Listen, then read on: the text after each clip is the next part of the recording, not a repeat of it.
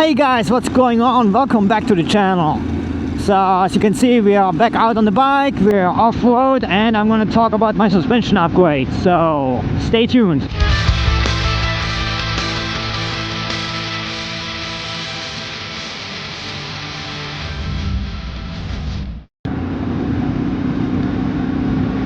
Alright guys, let's talk suspension a little bit. Suspension is a pretty tough subject in my opinion, because everybody has an opinion. There are so many different options out there, and for the regular guy it's very overwhelming. So if you own a T7, you know that the suspension is the weak point of this motorcycle, and many people want to upgrade but they don't know what to do, so they go online and they talk to other people and see what's out there, and there's just so many options. You know, cartridge systems and gold valves and springs and full suspension kits. You know, you can spend thousands and thousands of dollars on suspension on your T7, and that's fine. All that stuff is good stuff, but the question really is, what do you need? You know, are you just spending $5,000 on suspension because you can and you want to? Or do you really want to figure out what your need is and just buy whatever fits for your riding style and your situation? So 98% of T7 owners and riders out there that do go off-road, they understand the problem is that the suspension is just soft. So the T7 is sprung from factory for a 160-pound rider, and let's face it, 98% of T7 owners out there are not 160 pounds, you know, they are 180 or 200 plus pounds. So the suspension feels soft to most T7 owners that do go off-road. My situation is a little bit different. So after lunch and with wet boots, I weigh 130 pounds at best. That means the bike is oversprung really for my weight. And that really hasn't been an issue to me. You know, I got used to it and just rode it, and that was fine. But if I ride the bike really hard, the suspension bottoms out. So I do find the limit of the T7 suspension pretty quick, you know, when I have a good day riding trails and stuff. So just like you guys, most of you, I didn't want to spend $5,000, and I don't have $5,000 to do a full-blown suspension.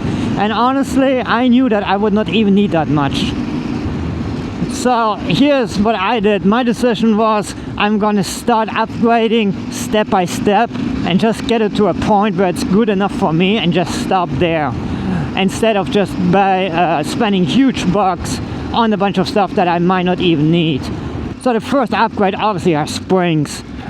I had a feeling that my rear spring is enough for me, so I didn't do nothing there, but I upgraded my front springs because my front suspension is what bottoms out. So I went ahead and just ordered springs to upgrade my front suspension, and I went to Hyperpro.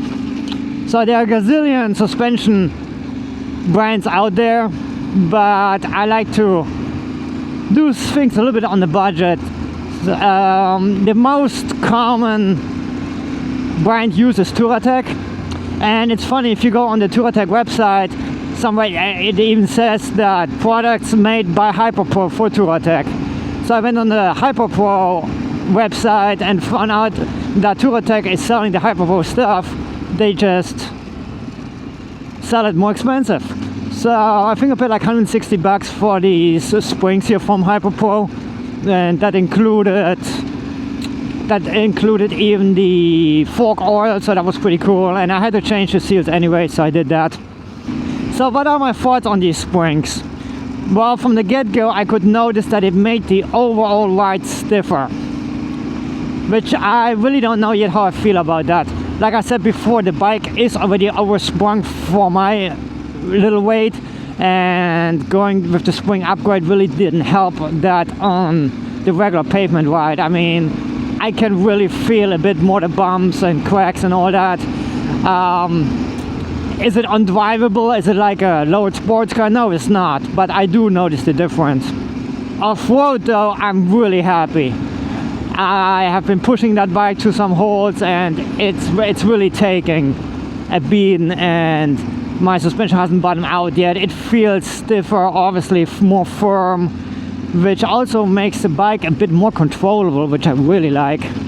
So my thought on this is, if you are not a hardcore rider like, you know, Chris Birch or Paul Torres or Adam Weeman, then just a spring upgrade makes a huge difference, and highly likely is enough for you to upgrade your suspension and have a bit more fun off-road, and don't spend a whole lot of money. You know, for a couple of $100 of springs and oh, that's not bad. You know, if you can change them yourself, even better. But still, even if you have to pay, I don't know, another couple of $100 to your local shop to put them in, it's still worth the money, in my opinion. Also, something that changed drastically is the front braking. So the bike used to dive extremely when applying the front brakes, and that is way better now. So this is another plus with upgrading to stiffer springs. The diving, it didn't bother me, it just didn't feel right to me. Now let's see here in these holes. Oh yeah.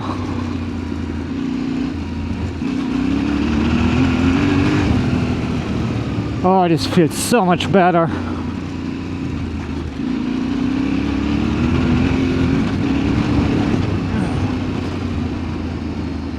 So I see this now a little bit of a trade-off. I traded in a little bit of road comfort for way better off-road handling. Also, a good tip is, if you want to do modifications to your motorcycle, off-road bike, adventure bike, etc., it's always great to do them and test them on places that you ride a lot, so you know the terrain, you know what to expect, and that really lets you focus more on dialing it in and experiencing the change that you made, rather than trying to figure out the terrain. I ride this stretch here a good bit, so even though it always changes a little bit, I'm pretty familiar with this place here, so it just makes it easier for me to experience my setup now, rather than trying to figure out the terrain.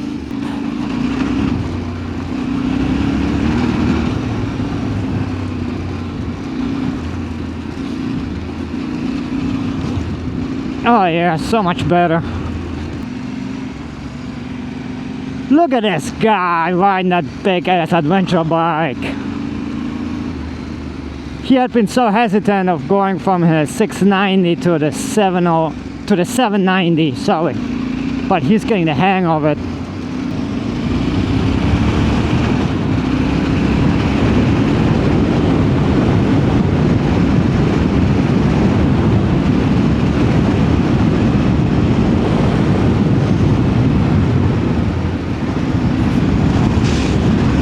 Oh yeah.